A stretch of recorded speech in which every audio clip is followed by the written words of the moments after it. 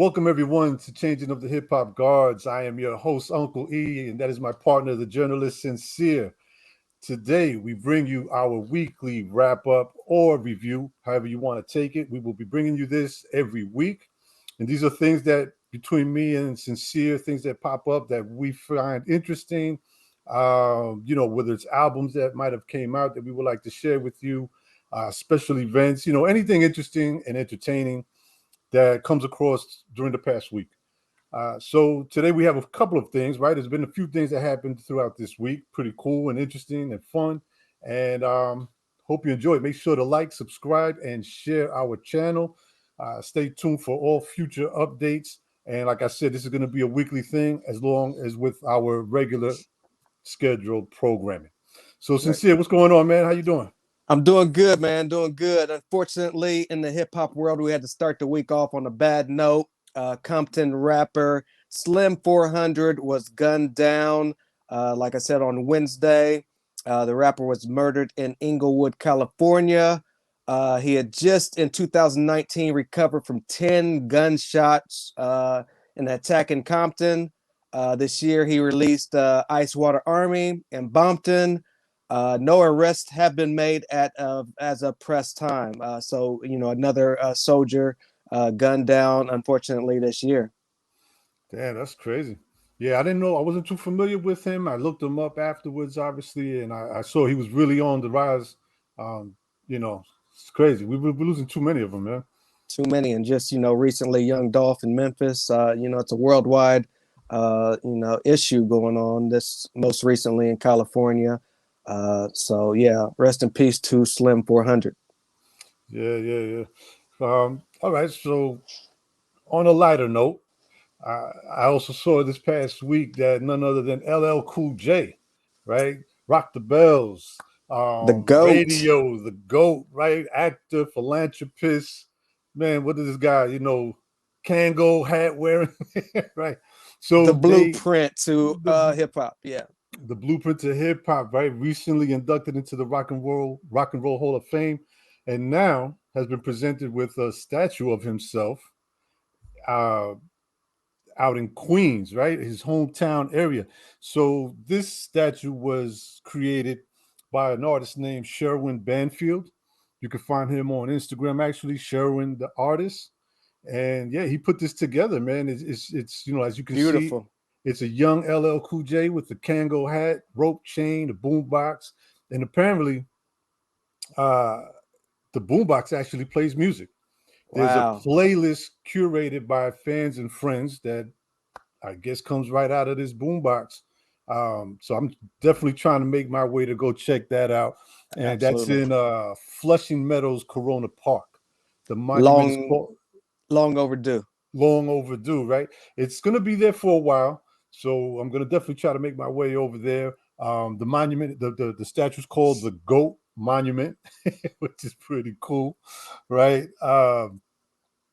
Yeah, so that's pretty interesting, man. I will bring some footage once I get that way. Absolutely. How long did you say that's going to be up? I want to say until next November, About a year. Okay. so about a year. And Yeah. what are they doing with it after that? I don't know. Right. I don't know, but that's pretty cool, man. So shout out to LL Cool J for Shout another out great to the accomplishment. GOAT. Absolutely. Up next, we have a banger to end the year off right. We have Styles P of the Lox and Havoc from Mobb Deep. They link up for their collaborative project Wreckage Manor. Um, Released exactly a week ago, the project is entirely produced by Havoc, and you already know what you can expect from Styles P, the authentic street hip hop lyricism. The project can be found everywhere on major platforms, so be able to go out there and support real hip hop out now. How'd you like it? I liked it, man. I liked it. Exactly what to expect from, Havoc on the production. Exactly what to expect from Styles P. I mean, no surprises, 10 tracks, no filler. I believe no guest appearances, straight for your throat hip hop. What to expect from these two in 2021. I like it a lot, man. I like the production on it. I like Styles P. And I saw somewhere that Havoc even said that doing this project with Styles P, it kind of gave him Reminded him of nostalgic P. of Prodigy, right? Yeah. So he said he was really enjoyed this. So I like it, man. You know, especially coming from our era, every once Right. in a while to get hit with that good old '90s type production and Mob Deep type of feel, and it's a great combination. Great combination. Absolutely. Absolutely. All right, and next up on our album release reviews, we have none other than Curious George out with an Curious. album called Concrete Jungle. Man, I was excited when I saw that he was putting out this project. I've always been a fan of Curious. And as we all know, besides his solo projects, you know, the amount of stuff he's done with MF Doom. So this was really nice to see, a nice little surprise, nice treat. And this was released under Chung Wizard. Yeah. Did you see that? I don't mean to interrupt you, but No, go ahead. Chung Wizard recently reached out to me this week and wanted to let the people know, you know, that this project was out. He was excited that we were going to be talking about it on this program. Also, if you're interested, the cassettes, CDs, and vinyl are available. Chung Wizard, so be sure to reach out to Chung Wizard Instagram. Yeah, and make sure you go and check it out because I went and the last time I checked on Bandcamp, everything was sold out except for the vinyl. They have Okay, 3 different album covers. Um, you know what I mean? They did 3 different versions. There's a graffiti cover, which was done by Opium. Then there's like the Nintendo cover, which was done by Dan that was Evans. dope. That was dope. Yeah, the cassette The I think tape, is like that. yeah, Yeah, yeah, Nintendo yeah. controller. It's sold out. I saw they just recently said that they were, I think 50. He meant to order another 100, ordered 50 by mistake, so it was even more, you know, limited, and it was sold out already. Wow. And then they also have the baboon cover one. Right, Mm. that was done by an artist named Laz. So, but make sure you know, like I said, you can check out on Bandcamp.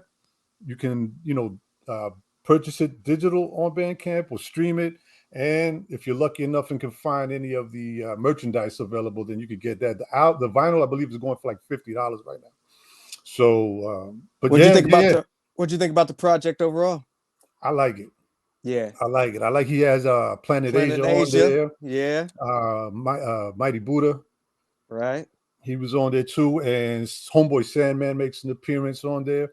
I thought I would have liked if he gave us a little bit more, you know, a couple of more tracks. Maybe a Doom But verse. I thought I there think might have been one there, but no. maybe he's holding off. Maybe he's Maybe holding he's on. holding off. Yeah, no Now, doubt. overall, I like it. So everybody make sure to follow him on Instagram. Also, Absolutely. Curious, right? And yeah, check him out on Bandcamp. Real quick, speaking of MF Doom, I want to give a quick shout out to Rosie D'Angelo. If you can see this print I have right here, it's an Ooh. artist that I came across on Instagram, and one day she posted, she did a painting. You know, this is actually a print, but I reached out to her, man. She sent me out this print. So I just wanted to give her a quick shout out and thank you. And that's Rosie D'Angelo. You can follow her on Instagram at Rosie D'Angelo. Shout out to Check out, check Rosie. out, check out the business card. Oh wow. That's pretty Can't, cool, right? She has a few. absolutely. She has like a few different ones. There's a Tupac one similar to this one, but Very yeah, I just dope. want to give her a quick shout out. Thank you very much. No doubt. Video music box. Video The music box, the documentary. documentary. Yeah. Yeah, So man. big What you shout think? out to you, man. Without you, I wouldn't be able to view it. So, No you know, problem. I thought I would watch like, you know, quick 10, 10 turned into 20, 20 turned into an hour. Uh, yeah, man. Like I said, we touched on this before, and out here in Indiana, we didn't have exposure to this. So it was great to check out the back history of Video Music Box. Like I said, one of the most influential video music shows of probably all time. You know, well before, you know, what I didn't know was before UMTV Raps. So, you know, Early just 83, 1983. man, and to go back and see you know, footage from over 40 years ago, never before seen footage. Just was brilliant. Directed by Nas, guest appearances by Diddy, Mike Tyson, Wendy Williams. A hip hop fan's dream, man. I thoroughly enjoyed it. I was excited that they found, because if you remember when we were doing one of our shows and I was highlighting Video Music Box, Right. I said I pretty much found everybody that hosted the show except for Crazy Sam. He did. He And was unrecognizable in the video. unrecognizable, yeah, but I was so happy that they found, well, they probably had contact with him, but at least for us, he was Right. found.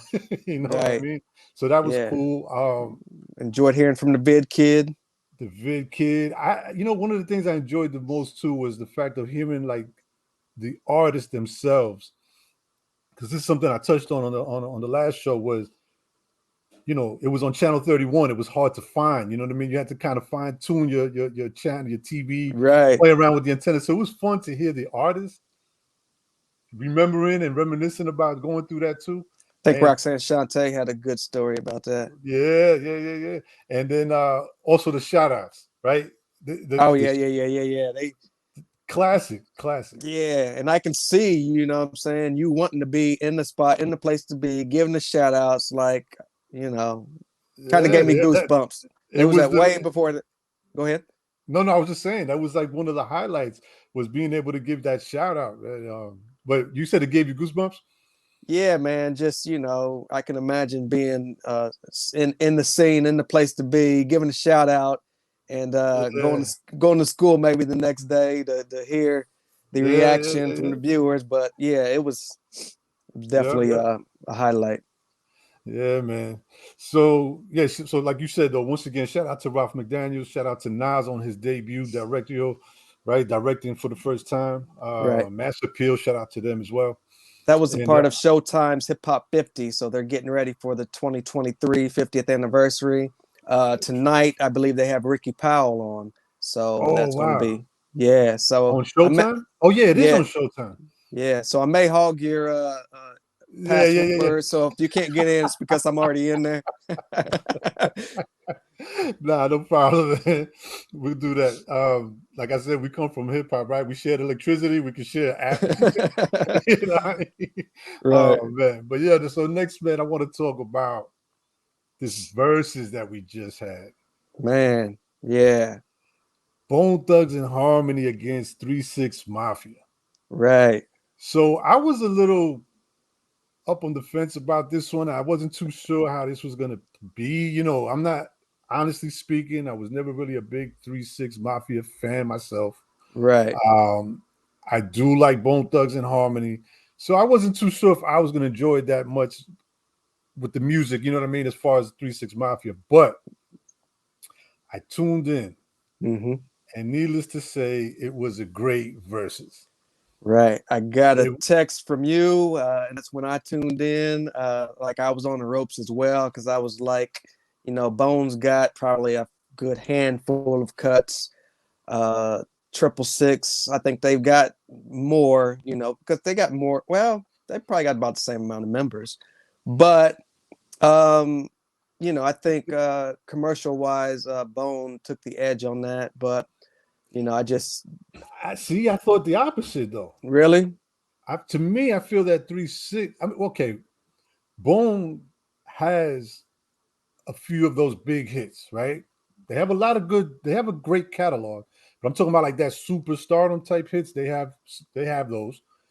I thought that 3 6 might have an edge as far as those big hits because of their production.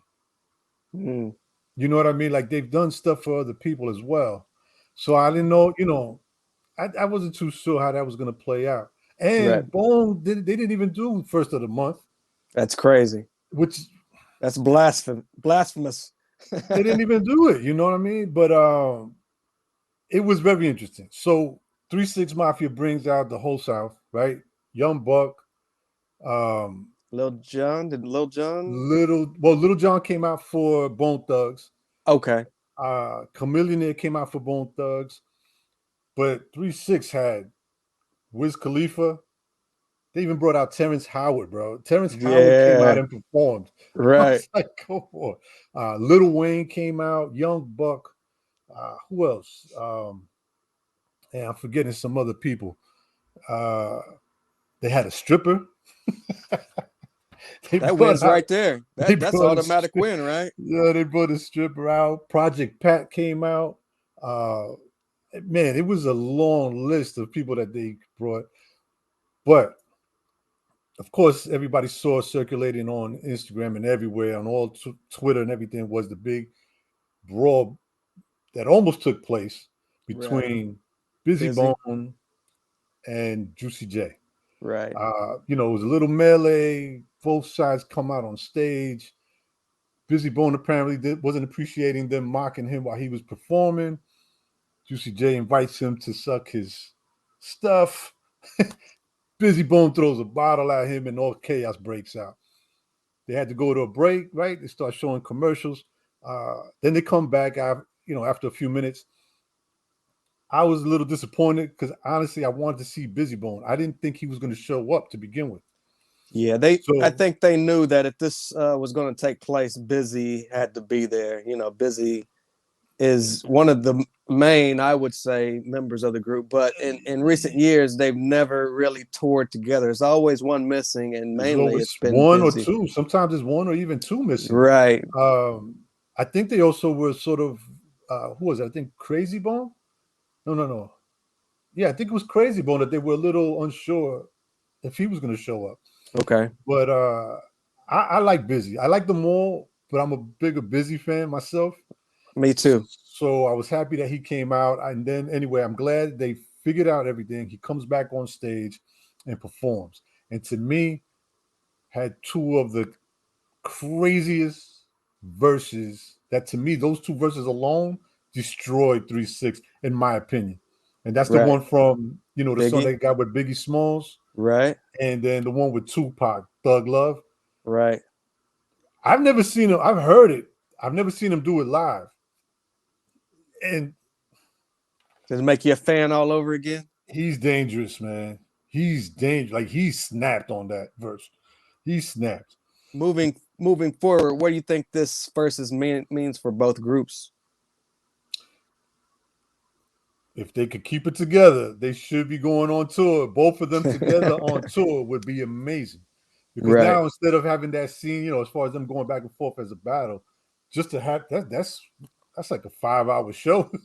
You know what I mean? Absolutely. Not to Five mention hours singles, solo, solo projects, which Bone projects. Thugs they didn't do really much of their solo projects, but overall, I think for both sides, it's going to give them a nice push once again. Right. I saw Bone Thugs and Harmony individually. Each one, certain ones have projects coming out. I saw Busy Bone has I believe, like a documentary that should be coming out sometime next year. So there's a lot going on. As a fan, coming from the time that we come from, I love to see these artists still around and relevant. Right. So, I think it was great. They No had doubt. Easy E's son came out too. That was Oh, pretty wow. cool. Okay. Easy Okay. E's son was out on stage with them. That was pretty cool. It was funny as hell to see Steve Lobel in the middle of the stage trying to break, he's but again, Steve Lobel, very instrumental, right? Right. Front, front and center, right there on stage, ready to brawl. Well, he wasn't ready to brawl, but he was definitely trying to break it up. Right. But it was cool. Very dope. Now, last thing on this, the only thing I don't like, I kind of hope that Versus kind of steers away from this like it's almost like they're trying to create a battle, right?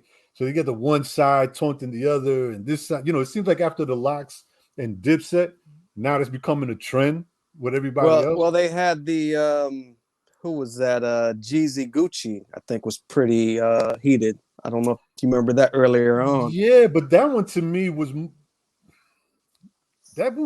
more natural.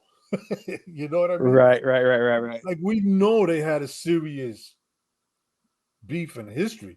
So to right. me, that was a little bit more natural. Whether they might have played on it a little bit, cool. But I just feel that after that Lox and Lux, Dipset Dipset. one, then you have Fat Joe and Ja Rule. Like it's just everybody doesn't want to play like that, as we can see. You know? Right, right, right, right. Well, we'll see moving forward who they come up with next and their strategy moving into 2022. Yeah, man. So lastly, last night Pretty epic event, in my opinion. What do you think? Yeah, absolutely. These guys coming together for a great cause. That's Larry Hoover. Yeah, I don't think you could have asked for a bigger concert than bringing these two together. Went down in LA, I believe, last night. Yeah, Um, LA. Great. I mean, again, leave it up to Kanye to come up with a great stage. I mean, this it didn't even look. You wouldn't even thought that you were inside of a coliseum. I mean, it looked like yeah, you went back to like some kind of Rome in like the back in the days or something. right. Um, I the heard they stage had was. like a $10 million budget for this. I think it all went on the stage because it was just Kanye and Drake. It's not like there was a lot of other features or anything like that. So I'm sure they they didn't they got it didn't all. sp- they didn't I'm spend a lot on wardrobe either. right. I'm sure they got that money all back by selling merch that night. I'm pretty sure. Like I mean, Kanye and Drake. They had on like sweatshirts and their shirt that said "Free Larry Hoover." I saw it said "Free Larry Hoover" on Kanye's pants. Um, it was interesting. It streamed for free on Amazon Prime and Twitch, which I found interesting. Hmm. And but it was cool. It was what maybe I want to say a little over an hour. Right. Kanye and Drake both come out. Before that, I believe that's the Sunday Choir, Mm. right? That Kanye has. They came out first, ran through a melody of songs, and then Drake and Kanye come out. I seen a little background footage. Seen Beans was there. It looked like a couple of members from State Property. Did they perform at all that night? I didn't see them perform. Okay, maybe I just didn't there see them. in support.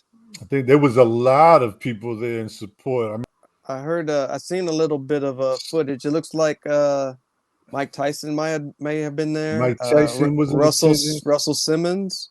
Russell Simmons was in attendance. Man, I'm forgetting. Shout out to Jay Prince for putting that event together. I remember I seeing Kanye West on Drink Champs, and they were talking a lot about Larry Hoover. He had Larry Hoover's son on Drink Champs as well, Hmm. and they were pretty much going through the whole history and everything about Larry Hoover. Right. So, let's see what happens. No doubt. No doubt. Free Larry Hoover.